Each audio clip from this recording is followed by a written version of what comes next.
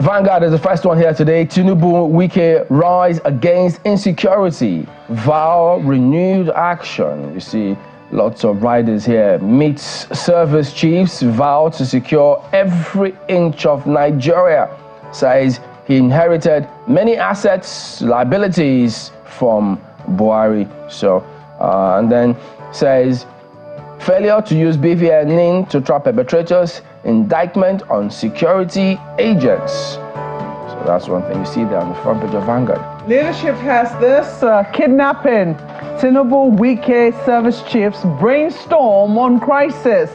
It's disturbing, ungodly, says President. IGP orders DIG to crush kidnappers. FCT minister gives area council chairman marching orders. Gunmen kill 7 in Nasarawa community attack. So all of it focusing on insecurity. That's the lead story on the front page of leadership newspapers. The Nigerian Tribune today is focused on what happened in Ibadan. That is already a major issue all across the nation. Explosion rocks section of Ibadan. That's where the Nigerian Tribune leads the story. The details of it you'll find on page 2. Security men flood part of Bodija Estate. Many injured rushed to UCH, other hospitals. Vibration from blast felt across city. Houses shattered, destroyed, malls affected. Government describes explosion as uncommon. Deploy security, paramilitary chiefs, fire service operatives. NEMA staff, part of rescue operation. Number of dead, injured, unknown. That's coming from the police. That's the lead story of the Nigerian Tribune today. Or Daily Trust, despite multi-billion naira complex, NSA's office commits 32 billion naira to new buildings. It's misplacement of priorities, CSOs, experts. So that's what you see. And then on the front page here, you see the new NFA's office complex inaugurated by former President Muhammadu Buhari on March 21, 2023. The Guardian has this. Federal government opts for conditional divestment as oil majors trade $4.5 billion assets. Page 6 is where you'll find details. But let's leave it there for the Guardian newspapers. The New Telegraph also talking about what happened in Oyo State. It's with it as its lead story today. Pandemonium as massive explosion rocks Ibadan. Stories on page 3. Shopping mall, UCH, hospitals, others affected. Makinde calls for calm, deploys security personnel, others. Yeah. And then News Direct says insecurity. Tinubu meets security chiefs at Aso Rock amid bandits' invasion. As Wike warns Abuja Council chairman from abandoning duty posts. IGP summons task force, tactical squad commanders over killings, kidnapping. So those are the scenes you see today. And Business Day has this. Kidnap plague threatens Tinubu's food security plan. Fear grips Abuja residents as criminals hold sway. President promises to eliminate every agent of darkness. Has a lead story on the front page of Business Day. And Daily Independent leads with an aviation story. NCAA to review minimum 6 aircraft for intending airlines. What does all of that mean? Who's commenting the money? Stakeholders advise regulator on how to stimulate aviation growth. Find the details of that story. Continue on the inside pages. Okay, guys, so some of the issues that are sticking out here like a sore thumb is the security challenge. And so much as, yes, on the front page of Vanguard, it did highlight that. So all of that security meetings, the president is having meetings with service chiefs. And it turns out that some of the infrastructure that was put in place to ensure that these things work, it just comes across as though it's the human component that seems to be failing. Because here you see when it says failure to use BVN to track perpetrators' indictment on security agencies. So how can anyone ever explain that? We all remember the marching orders, the deadline that they gave to the entire citizenry of the country. Go get your name or else they will the big stick. Now, after going through all the hassles, because there were several postponements and movement of the deadlines, so people got it done. People got their lines barred because they couldn't do all of these things, only to be told now that security agencies are failing to use the BVN and name. And it's interesting that there's been no response to that. I mean, someone as prominent as an ex-minister makes that sort of allegation, says that it's not because it's not working, it's the failure to utilize it that has caused this disconnect. And no senior government official has given any response to that particular allegation, saying that it's a non-utilization. No security boss has said that's not true, or these are the challenges that we're experiencing as a result. It's been total silence. Well, maybe in the light of the president inviting them, maybe there will be some other sort of response, but it'll be very interesting to know what the excuse will be. Is it that it's difficult to use? Is it that it is more technical than we're saying? Or is it that there's just no use of it whatsoever? Big question. There are definitely plenty uses for this. And that also raises the questions as to the CCTV cameras. Remember, we spend billions to ensure that these things work, both in Lagos and Abuja. And today, who has told us about this? And look, I'm not sure people are comfortable when you hear we don't want to open the books or go back in time. No, we spend taxpayers' money. So if we spend that money, people deserve answers. It doesn't matter how long that is, because if it's spent, it was supposed to be done. If it's not been done, why? Or else, people will just think, look, if that's the way government works, you're going to have a hard time convincing people to ensure that, look, get your taxes paid because this and this will happen. So there should be those who should answer questions. And by the way, I'm not sure the president will be shy to let heads roll if people are not performing. Security too should know that they will look them really hard in the face. If there's failure to do certain things, heads should roll. So if there's going to be cabinet reshuffle, whatever name you want to call it, you need people who can do the job. That's why they're there. If they can't roll up their sleeves and get the job done, I don't know why they're still there.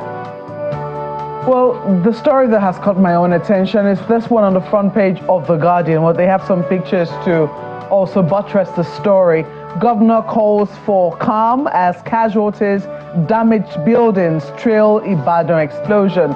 It's done now. I'm sure that we will get a clearer picture as to what precisely has happened in Ibadan, and perhaps how many people are, involved in this particular incident. It's unclear what has happened, what has caused the explosion. But, I think that there needs to be more awareness of what citizens should do in the event that, you hear something that loud.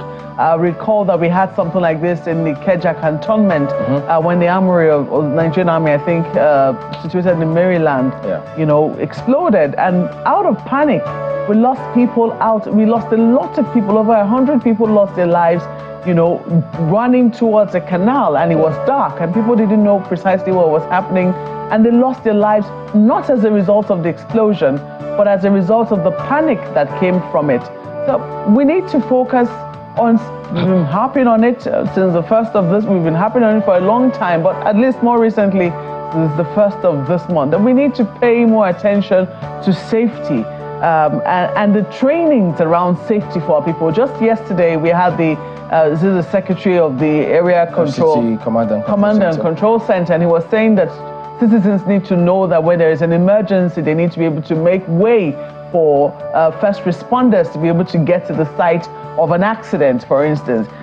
This kind of education, we need to really up it this year. Because it won't come from the blues. Indeed. Because that's why we did tell him too, that security agencies have to lead from the front.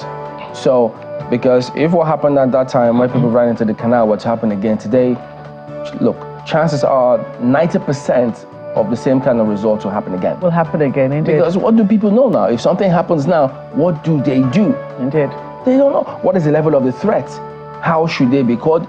You don't even see any communication promptly as well, because there's just so much. There's a lot to do. There's a lot to be done. I mean, in a place where people are unemployed and we have unemployment at a massive scale, in a country where there is so much to be done, it doesn't make sense. It doesn't make sense. We need to put people to use. And these are some of the areas that we can begin to look at. Ayo.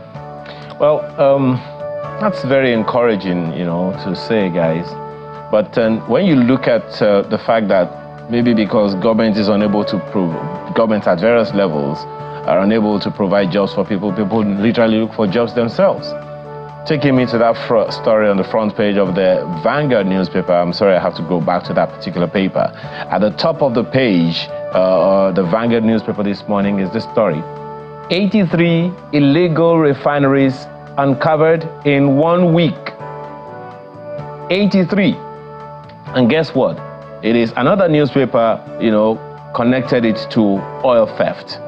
And the question that comes to my mind naturally is, okay, so now we know that there are illegal refineries. What's going to happen?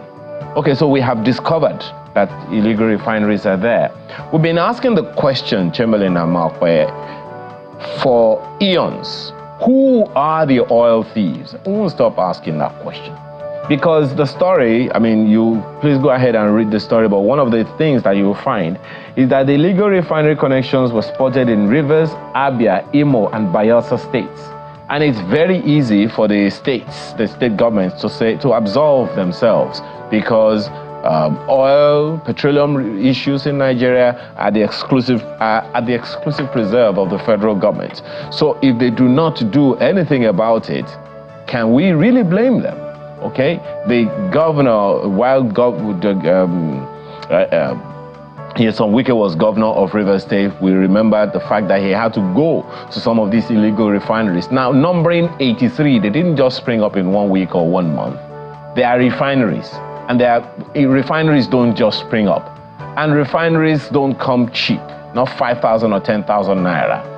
Is that a suggestion that there are some, as some would say, powerful forces behind these refineries? Are these the reasons why they are untouchable? Are they untouchable? Who are these oil thieves, we keep asking? 83 illegal refineries uncovered in 1 week, and that information is coming from no less than the NNPC. That's the Vanguard newspaper, my take from the Vanguard newspaper this morning. Chamberlain. A very interesting take. Only recently I had the privilege to speak with someone who has worked in this area. Trying to, ensure that oil theft is reduced in the Niger Delta. And the optics of the perspective was quite pessimistic. They think that this is going nowhere. If the returns on this investment is higher than the risks, you will always find people in this sector. So I think a government might need to take a second and a very critical look at that sector and see how it is that they can engage the people, especially those small-time people doing illegal refining more gainfully. They might need to find a more creative way, because it will seem that this is just going to be an endless hunt. The moment they break down one area, before you say Jack, they are already up again in another area. And it doesn't take them anything to set up these things. It doesn't take them anything to set up this refinery. So, interesting thing that you have raised. For government that's looking to up its revenue and ensure that they stop oil theft and illegal refining, we need to apply more creativity and apply more concerted efforts.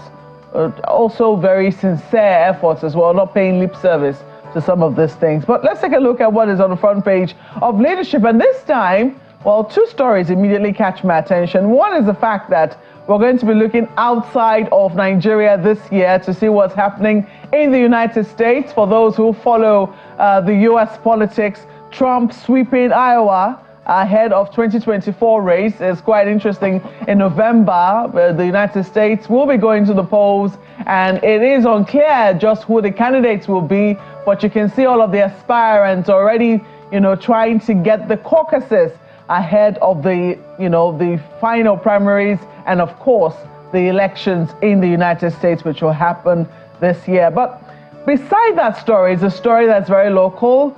focusing again on the issue of safety. I would not get tired of highlighting it. Remember that yesterday we saw a boat mishap happening in Niger State, and we understand that 100 people, if not 100 plus, were involved in that mishap. Now we understand 80 of them have been rescued, thankfully. 12 of them confirmed dead in that boat mishap in Niger State. I think that authorities need to speak more on this. I'm happy that the media is following the story. As we said, as we have highlighted here, this is about the third one we recorded in this year alone. It's just the 17th of January. We've seen one in Anambra, we've seen another in Rivers, and we're seeing one now in Niger State. All of them have claimed lives. We need to pay attention to safety. If we're not doing so great in the area of security, can we do better in the area of safety and not be careless with the lives of our citizens? Let's leave it there for leadership newspapers. Yeah, it's going to be incredibly important. So whatever anybody thinks, whether it's coordinated or not, you have service chiefs who should get intelligence. They should see all of these things. That is why we spend so much money, because if you look at Daily Trust, you will see again, NSA's office commits 32 billion naira to new buildings. 32 billion. How does that make sense? So what kind of buildings are they? Are they meant to catch people? Well, catch bad people? Because there's another building on the front page of the same paper, which is the new office complex. So it will be this kind of office. So I just wonder how much. How is it enhancing our security? Yeah. So what's the correlation between how much we're spending on buildings like that and the results we're getting in the area of security? You know, how is it impacting? Those are the big questions that we need to ask. Not just spend money because we want to spend or build new buildings because we think we're a big country. You know, because look, the thing is too, I know that they will all say that they're all doing their bits and pieces, but look, they also need to have that conversation amongst ourselves. If they do whatever they can, wherever they can, whenever they think they can, if interagency cooperation, and then the question of reorganizing our security architecture in the country to deliver more results. Because if not, there's little things. Look, I can't call the explosion in Ibadan little because lives were lost. Indeed. So when things like that happen, they seem to take advantage of those gaps. So when it happens like that, they know how the country or the agents will respond. Because look, if anybody was going to steal, they'll recce, they'll study the place, they'll look for the weak link and move in. It's common sense for anyone who wants to do that. So they should know better than all of us how mindsets like those kind of mindsets work. So committing this amount of money, I hope it's going to get us the results that we need though. Well, you know, one of the things that comes to me readily about that particular one is the questions. Is it from this budget? Because I don't think that you can just decide over the past few months of this administration to say you want to put up certain buildings, drop the buildings and commit money to it. There has to be some kind of background. It's worth reading, everyone. Find out exactly what the issues are, because it is easy to reverse some of these things. And there has to be some serious arguments to it. The front page of Business Day, for instance, tells us one of those things that we need to give serious attention to. And it is essentially talking about food security. Look at the lead story. Kidnap plague threatens Tinubu's food security plan. That's the lead story of Business Day newspaper today. And that is something of more concern to many people. Food security, food. And if we kidnap the farmers that are supposed to produce the food, then where are we going? What are we going to do? Look at the riders. Fear grips residents, Abuja residents, as criminals hold sway. And President promises to eliminate every agent of darkness. Well, the details of that story will be very, very interesting to find out how indeed this would happen, because the plan of the president to boost food production, stabilize prices, and all those things, they are under threat. They've always been under threat. I mean, we've talked about Benue State, for instance, as the food basket of the nation for eons. Please, how secure is that environment? We remember those times when thankfully we aren't hearing much of those anymore, where farmers are afraid to go to the farm simply because they're not sure whether or not they will come back. So this kidnap plague hasn't gone. And I do not believe, again, I reiterate my absolute confidence in Nigeria's security and intelligence community. We know what is happening. I cannot be convinced that we don't know. These insecurity issues don't just happen. We know that they are there. We know. Some of us, we've heard stories of governors going to visit some of these kidnappers and bandits here and there. So the security agents do know. The question is, what are we doing? What political will do we need to enforce the law that we already have? So, if we are going to be food secure, we have to first of all be secure. That's my take, guys. All right, thank you very much indeed. That is it, though, with a look at some of the dailies here this morning. So, just before we go, also going to happen today, a lot about security, and so you find this, there's this special intervention squad by the IGP, so they're going to be doing something about it today. So it's going to happen at the force headquarters in the FCT here, so he's going to launch it.